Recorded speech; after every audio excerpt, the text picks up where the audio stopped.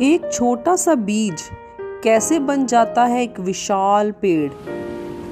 उस बीज की इच्छा शक्ति जो उससे बनाती है विशाल पेड़। कौन है गुरु उस बीज का? क्या मिट्टी, क्या पानी, क्या हवा, क्या सूरज? ये तो सब बीजों के लिए अवेलेबल है। फिर वही बीज कैसे बना पेड़? जिसने समझा अपनी संभावना को, अपनी पॉसिबिलिटी को, जिसने सरेंडर कर दिया अपने आप को। बीज ने अपने आप को सरेंडर कर दिया। मिट्टी के अंदर दबकर घोर अंधेरे में दिन रात अपने आप को गलाया, अपना वजूद खत्म कर मिट्टी के ऊपर आना शुरू हुआ।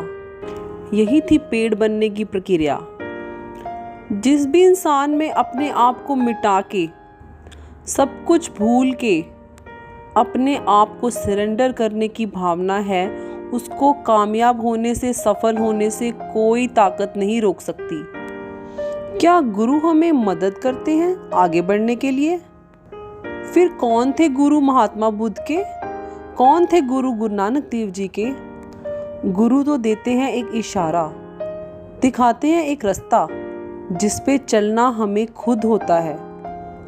एक सूफी संत कई सालों से भक्ति आराधना में जुटे हुए थे, लेकिन उनको परमात्मा का कोई भी इशारा नहीं मिल रहा था। तो उन्होंने सोचा, कहाँ हो गई भूल, कहाँ हो गई गलती मेरी साधना में। नदी के किनारे उदास होकर बैठे थे वो। तो उन्होंने दूर से देखा एक कुत्ता जिसको बहुत ही प्यास लगी है, वो नदी की तरफ भागा आ रहा है। नदी में पानी को देखते ही वह कुत्ता बेचैन हो गया। क्या देखता है वो नदी में? वो नदी में देखता है खुद का चेहरा। वो जोर जोर से भौंकने लगता है। उसे लगता है कि शायद कोई और कुत्ता मुझ पे भी भौंक रहा है। यह पानी मेरा है, तुम इस पानी को नहीं पी सकते। लेकिन उसकी प्यास इतनी तेज थी कि उसने कुछ ना देखते हुए पानी में छलांग लगा दी। पानी में छलांग लगाते ही वो एकदम से शांत हो गया। पानी पीकर एकदम शांत होकर वो नदी से बाहर आ गया।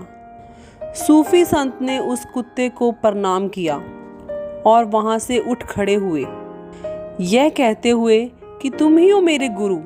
शायद मेरे में तुम्हारे जितनी प्यास ही नहीं थी। मैंने अपनी साधना में उतनी प्यास ही नहीं दिखाई, उतनी तड़फ ही नहीं दिखाई। तुम्हारा बहुत बहुत धन्यवाद मुझे रास्ता दिखाने के लिए। पूरा ब्रह्मांड, पूरी सृष्टि ही है आपका गुरु। ध्यान से देखें इस आसमान को, सूरज को, तारों को, पेड़ पौधों को, हवा को, समुद्र को, पानी को, चांद को। बिना रुके, बिना थके पूरा का पूरा ब्रह्मांड लगा है अपना कर्म करने। फिर हम क्यों बैठे उदास? क्यों छोड़ें अपना कर्म? अपने अंदर की प्यास को जगाएं। क्यों चाहते हैं हम कि कोई हमें पुश करे? शुरू करूंगी एक छोटी सी कहानी के साथ। एक पिता जो चाहता था कि उसका बेटा बड़ा हो रहा है और उसको अपने काम खुद करने चाहिए, उसको दूर के शहर में जहाँ उसके नाना नानी रहते थे वहाँ अकेले जाने के लिए तैयार किया। अकेले जाने की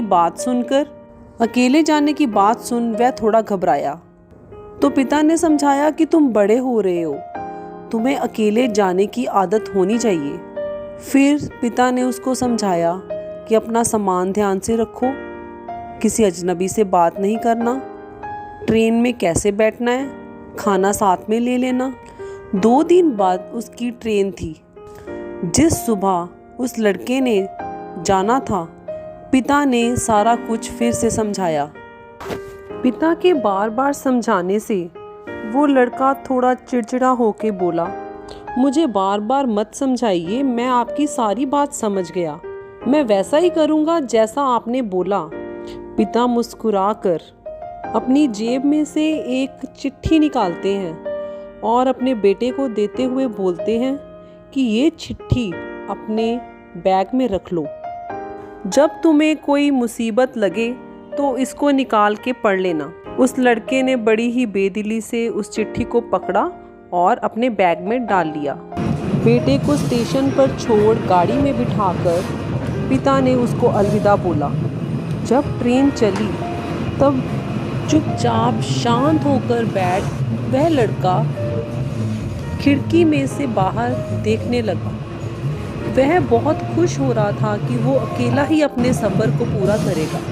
अगले स्टेशन पर गाड़ी रुकी। एक आदमी जो देखने में बहुत ही भयानक लग रहा था उस लड़के के सामने वाली सीट पर आकर बैठ गया और लड़के की तरफ घूर घूर कर देखने लगा। अब उस लड़के के अंदर घबराहट पैदा हो गई। वह डरने लगा। किसको बोले, क्योंकि वो तो अकेला जा रहा है। तभी उसको याद आया कि उसके पिता ने बोला था, जब तुम्हें डर लगे, घबराहट लगे तो चिट्ठी निकाल कर पढ़ लेना। उसने अपने बैग में हाथ डाला और चिट्ठी को बाहर निकाला। जब उसने चिट्ठी को खोलकर पढ़ा, उसमें क्या लिखा था? बेटा घबराओ नहीं, मैं तुम्हारे साथ हूँ। मैं तुम्हारे डिब्बे के आगे वाले डिब्बे में बैठा हूँ। अगले स्टेशन मैं तुम्हें मिलता हूँ। यह पढ़ते ही उस लड़के की आंखों में चमक आ गई। डर जैसे पंख लगाकर उड़ गया। हर इंसान का मन है उस बच्चे की तरह। हर किसी को चाहिए वो चिट्ठी, वो आदमी जो उसे कहे कि मैं तेरे साथ हूँ, डरो मत। पर हम यह सोचेंगे हम कोई बच्चे थोड़े ही हैं कि जो हमें एक मोटिवेशन चाहिए, एक पुश चाहिए all the time. We have to do self motivation. हमें अपने आप को बोलना होगा, मैं कर सकता हूँ, मैं कर लूँगा। काम करने के लिए हाथ हैं, चलने के लिए पैर हैं, सोचने के लिए दिमाग है। पूरी की पूरी सृष्टि, पूरा ब्रह्मांड है मेरे साथ, मुझे मोटिवेट करने के लिए, मुझे साथ देने के लिए।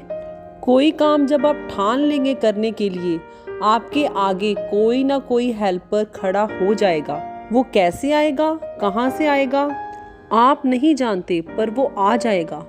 किसी काम को करने की इच्छा शक्ति ही पूरे ब्रह्मांड को बना देगी आपका गुरु, आपका मददगार। समय को बर्बाद किए बिना खड़े होइए, उठिए, चलिए, बिना रुके चलते चलें। जब तक मंजिल ना मिल जाए तब तक चलते चलें, बिना रुके, बिना थके। आपको सफल होने में कोई भी ताकत नहीं रोक सकती। Stay motivated. Don't forget to like, share, subscribe my channel. Thanks a lot, आपने मेरी बातों को सुना। Thank you. Have a nice day. मंगलमय हो।